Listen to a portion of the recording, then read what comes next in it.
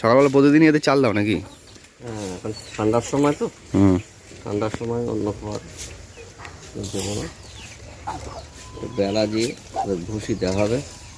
বড়বাবুর ফার্মিংয়ে সবাইকে স্বাগত জানিয়ে আজকে আরও একটা ভিডিও নিয়ে আমি চলে এসেছি।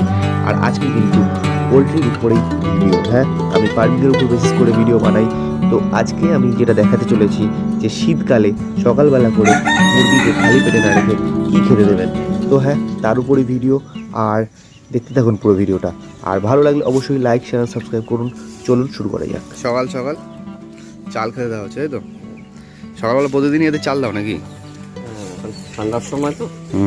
ঠান্ডার সময় অন্য খাবার দেবো না, বেলা দিয়ে ভুসি দেওয়া হবে।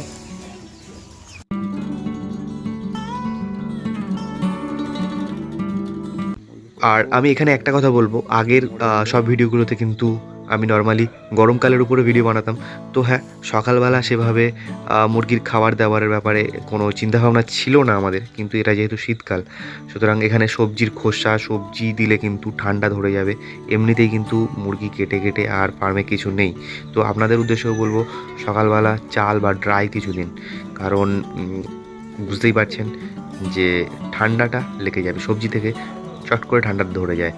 তো হ্যাঁ, অবশ্যই ভিডিও ভালো লাগলে আসছি নেক্সট ভিডিওয়ে।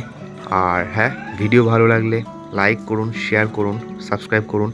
আর আপনাদের উদ্দেশ্যে বলবো ছোট করে হলেও ব্যবসা শুরু করুন। দেখুন বছর ঘুরতে না ঘুরতেই রেজাল্ট পেয়ে যাবেন। আমরা কিন্তু অলরেডি অনেক কটা লট বেচে দিয়েছি মুরগি।